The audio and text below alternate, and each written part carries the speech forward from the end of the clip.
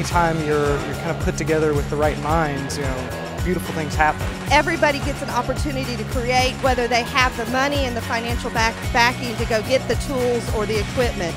You now can see your ideas come to life in your own community.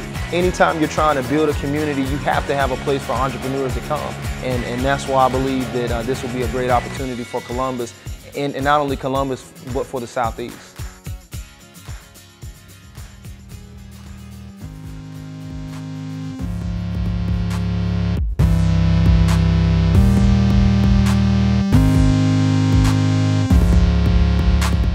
Growing up, I had the majority of the tools that I needed at home. On a meager salary, we figured out how to do things, and we invested in the tools of making at an early age. People want to learn how to make things with their hands again. I know I don't have all the tools and resources or even know how to do some of the things that I want to do, and we find when we talk to others, they don't. I want my kids to be able to be creative and do things with their hands and figure stuff out like I did when I was a kid. We realized that there is no support system here in Columbus to help people like us make. We're going to have to create a place in Columbus, Georgia, where makers can get together and help each other out. We started feeling like there was a groundswell of that same sentiment. And with the maker movement, we started talking a little bit about it and thought, you know what, we should create a space like that. So makerspace is something that just started a few years ago. A makerspace is basically like a gym, but instead of tools that to work your body out, it's tools to build something. So it can go from a wood shop to 3D printers, to laser cutters, to sewing machines, to welding. And normally it's tools that the individual can't afford or can't have them all in his own house or garage. But what's more important than having access to the tools is having access to the people who know how to use these tools. So you get to learn how to use the tools to do what you need. You get to make what you need to make. And then if you want, you get to live out of it.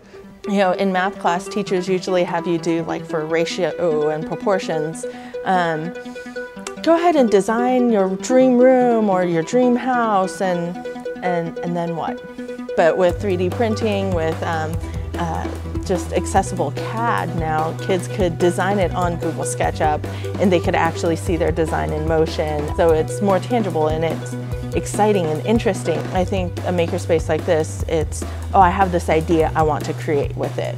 And really, there's no formal education that's needed for creating.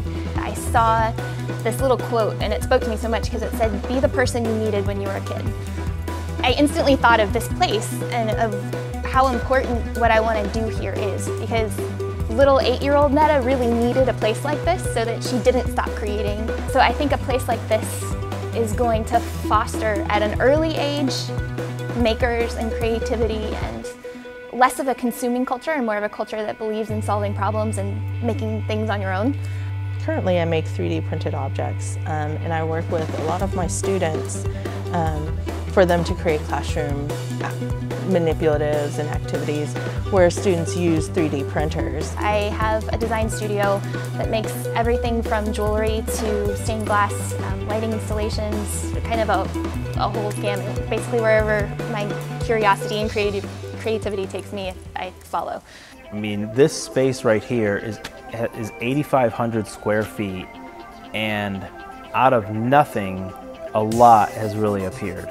And again, it's because of people that share the same values. This chair that I'm sitting in, I've got 20 of them because Troy University thought that this was a good project and they wanted to help support us.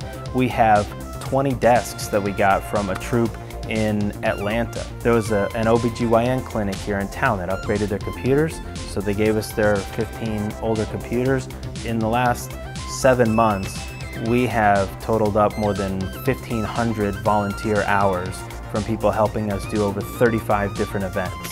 I'm really thankful for all the people that have already pitched in to get us to where we are right now. But we still have a ways to go. The first thing we need, and this may be apparent to you by now, is we need air conditioning in this place. We can't expect the community to come in here and pay us a membership and have to deal with this. We need a large-scale CNC machine. We need some ventilation systems in here for, you know, to get rid of some of the dust and to get rid of some of the fumes that might be generated from a few things that we may do. We need bathrooms in here. You know, the reality is it costs us money to have internet, to have, you know, electricity, to have this equipment. We also have to make sure that we cover all our costs and the insurance, and have the proper supplies and the newer equipment as it becomes available. For the Kickstarter, we would very much like your support. We've got arrangements with the various local artisans and craftspeople and technicians and technologists that are willing to make your reward products. Yeah, so when you pledge your support, you're basically helping out the artists. So for those of you that are pledging, you know, and you look at that and say, okay, this is something I would like to support, then, you know, get the bumper stickers, get the t-shirts, get the bacon maker, and, you know, get the jewelry. If you look at the rewards that we have, you can see the community support, because we have all kinds of artists and entrepreneurs that said, I am going to give this product that I make to you to use for your Kickstarter campaign, because one, I want to share it with other people, and two, I'm hoping that it'll help fund this mission, because then I'm going to have a cool place to go. So the first thing that people can do is support the Kickstarter campaign by finding those rewards that you love, that you think are really cool, and buying them and supporting.